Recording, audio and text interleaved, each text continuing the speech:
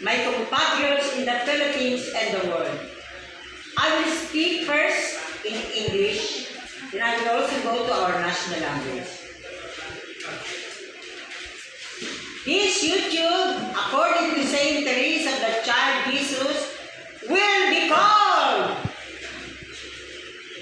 Saint Teresa of the Child Jesus Living Saints Productions presents. Saint Teresa wants me to launch it. I first launched it on January 11, 2026, Feast of the Lord Jesus Christ Baptism in France Cannes Film Festival, Sacred Prophetic Ground, with Darius Bokire of Nice, France. Anyway, today is a sacred prophetic day.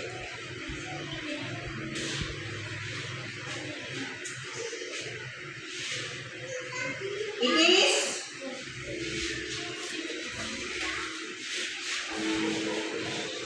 days, audience. It is the 45th anniversary titular ni Diyos, kabuuan ng mga anak ng Diyos Espiritu Santo. Today is May 21, 2026. 3 days before the feast of the Holy Spirit. And I'm so honored and blessed that I am here to celebrate it with the sacred prophetic Rosario La Union, Turay de Dios, or Pamakalaang Ritual Center, with whom through the years we have walked on foot. On foot, maglakad po kami. Kasama sila, ngunit sila lalo. Ako po, hindi ko, pinagmalaki ko po, natutuwa ako na sa nag-uugnay ako sa kanila kahit ako ho ay tagapangulo ng University of the Philippines, Diliman, College of Arts and Letters, Department of English and Comparative Literature. Natuwa po ako na kapiling nila, kasama ako. Pero po, napakilala ko sa inyo.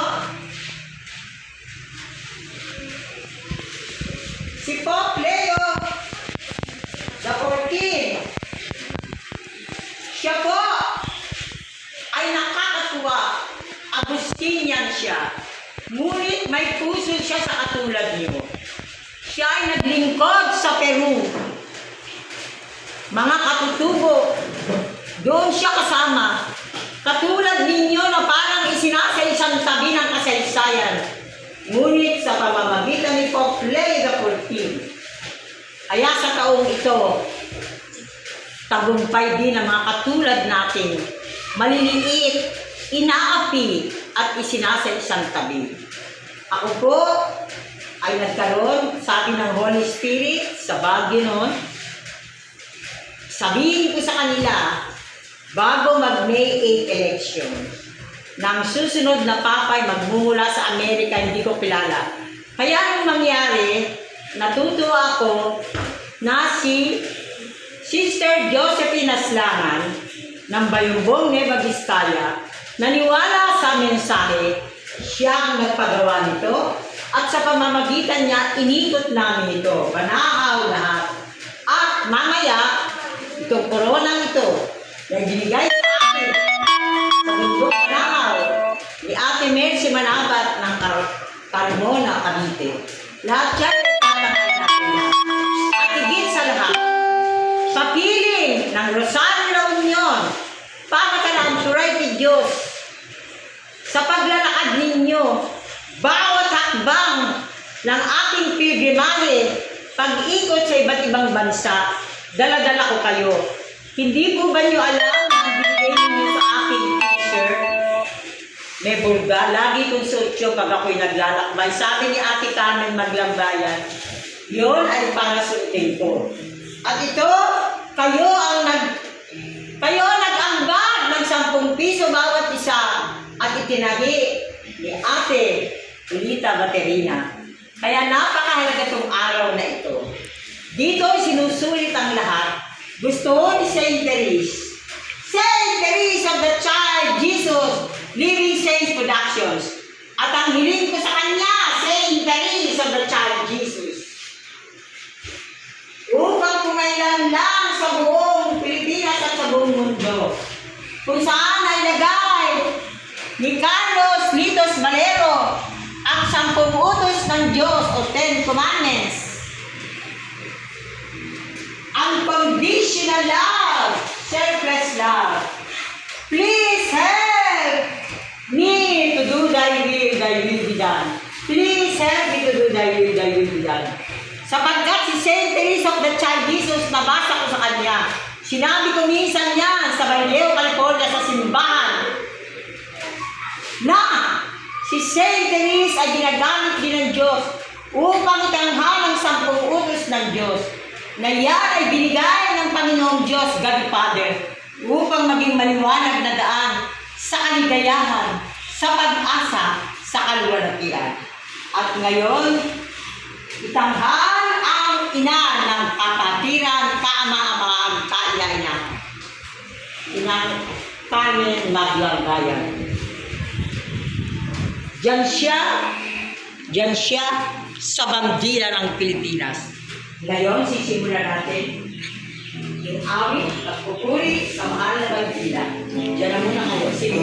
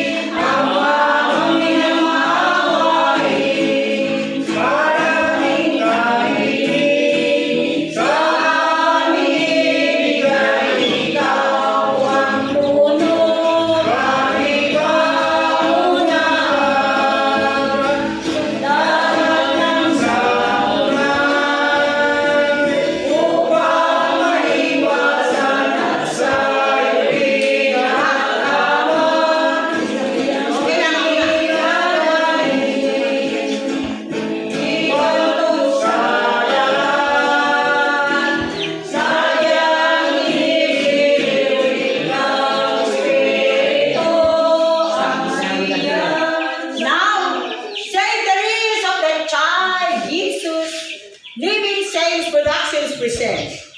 We have Lord Saint Therese, and I gave that statue of yours. It is only in this Kapatilan.